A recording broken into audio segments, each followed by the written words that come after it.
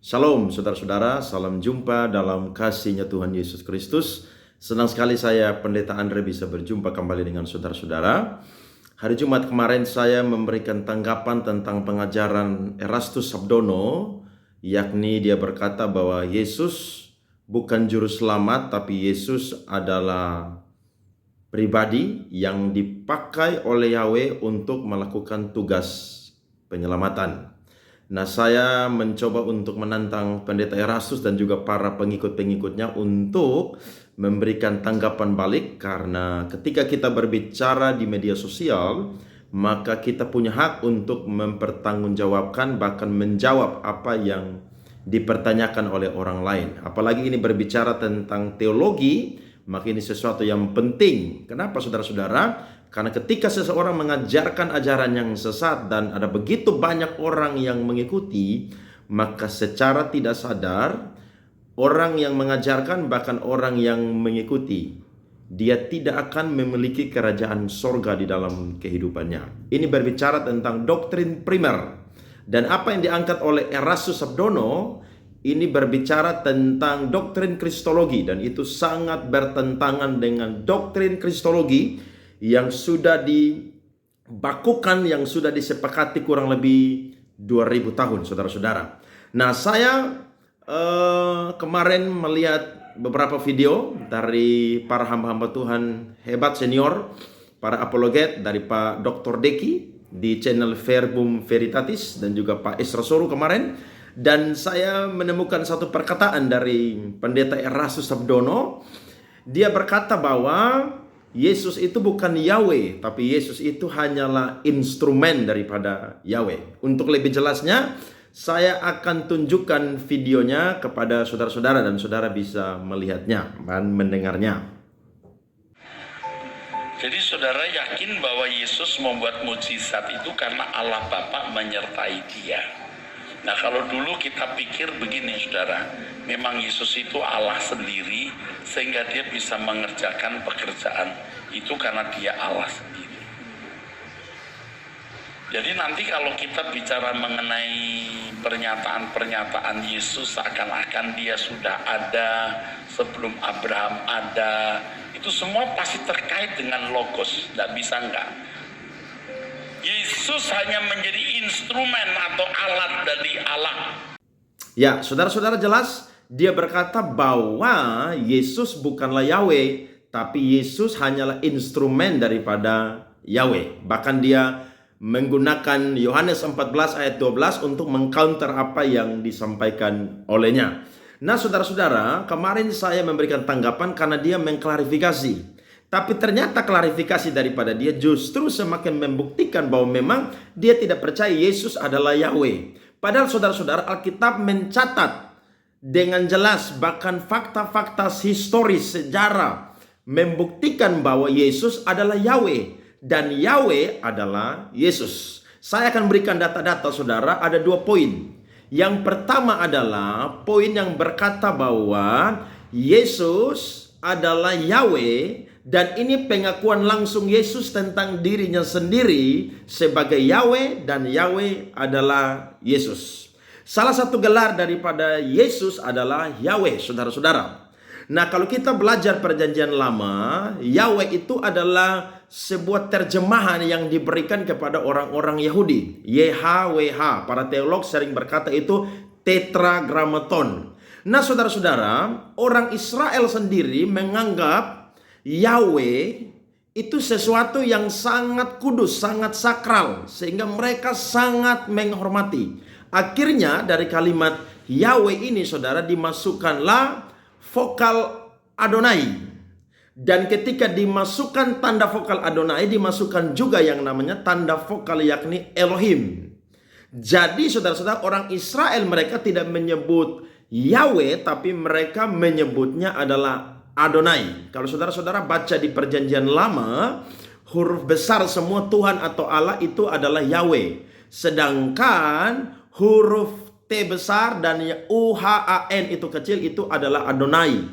Dan Allah A besar dan yang seterusnya kecil itu adalah Elohim. Nah, orang Israel mereka itu saudara-saudara tidak sembarangan untuk menyebut nama Yahweh. Nah, kita orang Indonesia ini bukan orang Yahudi. Masa kita dengan mudah sekali saudara untuk memanggil yang namanya nama Yahweh? Menurut saya saudara-saudara, ini sesuatu yang berlebihan dan tidak teologis, tidak alkitabiah. Sebab orang Yahudi saudara-saudara sudah ribuan tahun saudara-saudara, kurang lebih sekitar 2000 tahun mereka itu sangat menghormati nama ini, sehingga mereka tidak membaca atau mereka itu tidak menyebutkan dengan sembarangan. Kemudian saudara-saudara, saya mencatat ada seorang teolog di abad modern namanya W.C. Robinson. Dia pernah berkata, menyamakan Tuhan kita Yesus Kristus dengan Tuhan PL menghasilkan suatu doktrin yang jelas tentang ketuhanannya. Yahweh berarti akulah aku. Itu dicatat saudara-saudara dalam Keluaran pasal 3 ayatnya yang ke-14. Tapi saudara-saudara, Yesus pun juga berkata demikian, bahwa dia adalah Yahweh. Aku adalah aku. Itu di dalam Yohanes pasal 8 ayat 24 dan 28. Karena itu tadi aku berkata kepadamu bahwa kamu akan mati dalam dosamu, sebab jikalau kamu tidak percaya bahwa akulah dia. Saudara lihat kalimat di situ, akulah dia, itu menunjukkan terjemahan dari perjanjian lama kepada PB, yakni Yahweh. Kamu akan mati dalam dosamu, ayat yang ke-28. Maka kata Yesus, apabila kamu telah meninggikan anak manusia, barulah kamu tahu bahwa akulah dia. Dan bahwa aku tidak berbuat apa-apa dari diriku sendiri, tetapi aku berbicara tentang hal-hal sebagaimana diajarkan Bapa kepadaku. Dalam konteks berinkarnasi sekalipun, dia membuktikan bahwa dia adalah Yahweh. Nah, bagaimana Erastus Sabdono berkata bahwa Yesus hanyalah instrumen daripada Yahweh? Dia melakukan mujizat, dia berbuat tanda heran ajaib, itu karena Yahweh yang ada di dalam diri dia. Ini sesuatu yang menyesatkan saudara-saudara, sebab Yesus sendiri adalah Yahweh. Bahkan Yohanes 8 ayat 58. Saya coba baca buat saudara-saudara. Kata Yesus kepada mereka, aku berkata kepadamu, sesungguhnya sebelum Abraham jadi, aku telah ada. Jadi kalau Yesus hanya instrumental, untuk apa Yesus sudah ada sebelum Abraham ada? Ini membuktikan Yohanes pasal 1 ayat 1. Pada mulanya adalah firman, firman itu bersama-sama dengan Allah, dan firman itu adalah Allah sendiri. Yohanes memulai tulisannya dengan sebuah kalimat yang tegas. Yang pertama, pada mulanya adalah firman. Kolose 1 ayatnya yang ke-15. Dia adalah yang sulung dari semua yang diciptakan. Keutamaan Kristus saudara-saudara tidak diukur dari kemanusiaannya saja, tapi keutamaannya Kristus diukur dari keilahiannya juga. Jadi kalau Erastus berkata dia cuma instrumental, ini bertabrakan dengan apa yang Alkitab catat saudara-saudara. Jadi kalau kita belajar apa yang Alkitab katakan dengan sungguh-sungguh, maka saya dan saudara tidak akan mudah sekali untuk percaya. Waktu saya menonton videonya, menyimak dengan keseluruhan, saya terheran-heran karena ada begitu banyak jemaatnya yang bertepuk tangan. Memang orang Kristen ini saudara-saudara kalau tidak belajar Alkitab, mudah disesatkan dengan kata-kata pendeta yang tidak belajar Alkitab dengan benar. Apalagi kalau dia pendeta yang berkarisma, apa yang dia omong pasti semuanya berkata itu benar. Saudara harus lebih percaya apa kata firman daripada kata pendetamu.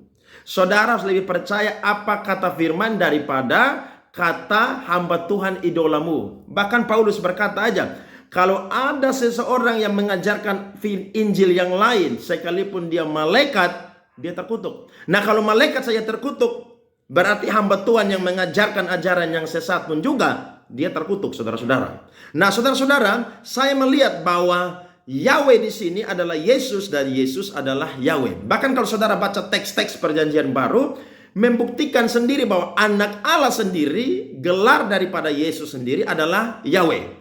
Matius 16 ayat 16 sampai 17. Saudara-saudara perhatikan. Maka jawab Simon Petrus, engkau adalah Mesias, anak Allah yang hidup. Kata Yesus kepadanya, berbahagialah engkau Simon bin Yunus, sebab bukan manusia yang menyatakan itu kepadamu, melainkan Bapakku yang di sorga. Saudara lihat, siapa yang menyatakan demikian kepada Simon Petrus? Yahweh. Bapa. Berarti saudara-saudara ini membuktikan mereka itu satu hakikat, mereka sederajat, tapi dapat dibedakan pribadi mereka, saudara-saudara. Ini jelas. Jadi kalau saya dan saudara mudah terpengaruh dengan pengajar-pengajar palsu, ini berbahaya, saudara-saudara. Ingat, kekristenan yang sesat tidak dibungkus oleh atribut-atribut yang mengerikan. Tapi kekristenan yang sesat akan dibungkus dengan penampilan-penampilan yang manis, yang ramah, yang enak dilihat, enak didengar. Tapi sebenarnya itu bukan firman, itu dongeng, saudara-saudara. Itu sesuatu yang tidak alkitabiah. Itu yang pertama. Yang kedua adalah pengakuan tidak langsung Yesus tentang ketuhanannya, bahwa dia adalah Yahweh dan Yahweh adalah Yesus. Kalau saya dan saudara baca Yohanes pasal 1 di situ, itu merupakan ungkapan khas yang hanya ditemukan dalam tulisan Yohanes. Namun saudara-saudara, sebagian juga orang-orang Yahudi juga berpendapat bahwa yang dimaksud dengan firman dalam Yohanes pasal 1 ayat 1 adalah Yesus yang adalah Yahweh dan Yahweh adalah Yesus. Saya kasih ayatnya, saudara-saudara. Kisah Para Rasul pasal 20 ayat 32. Dan sekarang aku menyerahkan kamu kepada Tuhan dan kepada firman kasih karunia-Nya yang berkuasa membangun kamu dan menganugerahkan kepada kamu bagian yang ditentukan bagi semua orang yang telah dikuduskannya. Mereka mengakui bahwa firman kasih karunia itu sendiri adalah Allah. Paulus pernah berkata, aku tidak menghiraukan nyawaku sedikit pun, asalkan aku mencapai garis akhir dan juga menyelesaikan tugas pelayanan yang dipercayakan kepadaku untuk memberitakan rahasia Injil kasih karunia Allah. Yesus adalah Injil dan Injil sendiri adalah Yesus. Dan Injil punya kuasa yang sanggup untuk menyelamatkan setiap orang yang percaya. Saya baca lagi Ibrani pasal 4 ayat yang ke-12. Sebab firman Allah hidup dan kuat dan lebih tajam dari pedang bermata dua manapun. Ia menusuk amat dalam sampai memisahkan jiwa dan roh, sendi-sendi dan sumsum-sumsum. Ia sanggup membedakan pertimbangan dan pikiran hati kita. Saudara ingat kisah tentang perempuan Samaria di Sikar? Dia tidak menceritakan kehidupannya. Tapi Yesus sang firman itu mengetahui sampai akar-akar kehidupan daripada perempuan yang ada di Sikar Samaria itu, saudara-saudara. Jadi Yesus adalah firman dan firman adalah Yesus. Bahkan Yesus adalah Yahweh dan Yahweh adalah Yesus. Nah, salah satu teks kepustakaan untuk menguji kredibilitas daripada Alkitab dalam konteks ini, saudara-saudara, perjanjian lama adalah ada satu data atau satu tulisan yang ditemukan kurang lebih tahun 500 Masehi. Ini menambahkan bukti kepustakaan untuk menyokong bahwa Alkitab itu dapat dipercaya. Namanya adalah Targum, saudara-saudara. Nah, Targum ini adalah terjemahan dan juga sekalian tafsiran suatu teks perjanjian lama itu ke dalam bahasa Arab. Sangat sering di dalam Targum itu disebut, saudara-saudara, Mesias dengan Memra. Memra itu artinya firman Yehova atau firman Yahweh. Dan ketika mereka berbicara tentang banyak hal dalam perjanjian lama, mereka selalu menyamakan apa yang diperbuat Tuhan dengan apa yang diperbuat oleh firman Tuhan. Bahkan saudara-saudara, orang-orang Yahudi dari kalangan rakyat jelata sekalipun, mereka diajar bahwa firman Allah itu sama dengan Allah. Jadi kalau orang Yahudi, saudara, mereka mengakui, siapakah Rasul Sabdono yang mengatakan bahwa Yesus hanya instrumen daripada Yahweh? Dia lahir kapan? Dia belajar sampai di mana? Dia punya teks asli atau tidak? Orang-orang Yahudi yang memiliki hak dan mereka yang didaulat untuk mendapatkan warisan ini, mereka mengakui bahwa Yesus adalah Yahweh. Yahweh adalah Yesus.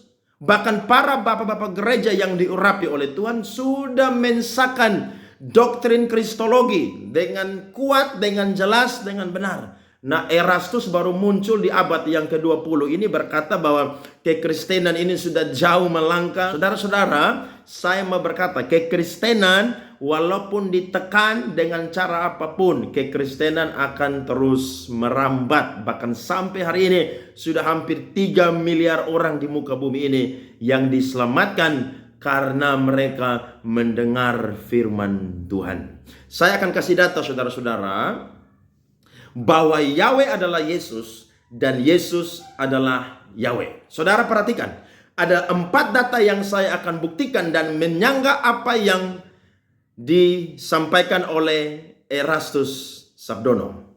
Yahweh yang dicatat dalam perjanjian lama dan Yesus sang Yahweh yang dicatat juga dalam perjanjian baru. Gelar atau perbuatan yang mereka lakukan itu sama-sama mereka lakukan di dalam perjanjian lama dan juga di dalam perjanjian baru. Yang pertama, Yesus adalah Yahweh dan Yahweh adalah Yesus melakukan yang namanya karya penyelamatan. Yesaya pasal 45 ayat yang ke-22. Berparinglah kepadaku dan biarkanlah dirimu diselamatkan, hai ujung-ujung bumi, sebab akulah Allah dan tidak ada yang lain. Yesaya 43 ayat yang ke-11. Akulah Tuhan dan tidak ada juru selamat selain daripadaku. Saudara bandingkan dengan Yesus yang adalah Yahweh yang ada di dalam perjanjian baru. Yohanes pasal 4 ayatnya yang ke-42. Dan mereka berkata kepada perempuan itu, kami percaya tetapi bukan lagi karena apa yang kau katakan. Sebab kami sendiri telah mendengar dia dan kami tahu bahwa dialah benar-benar juru selamat dunia. Kalau Yesus cuma instrumen, bagaimana Yesus bisa jadi juru selamat dunia? Kemudian saudara-saudara, Wahyu pasal 5 ayat yang ke-9.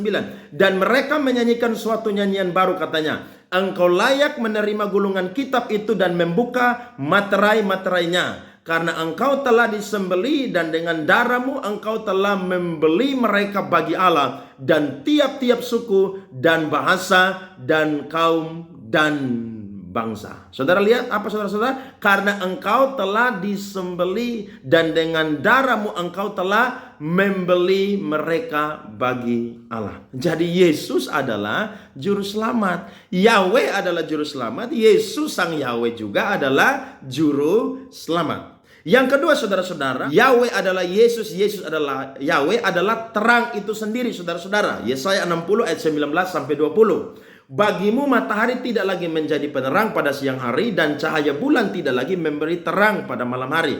Tetapi Tuhan akan menjadi penerang abadi bagimu. Saudara lihat, ada kata Tuhan di situ menggunakan semua huruf besar. T-U-H-A-N. Di situ adalah Yahweh.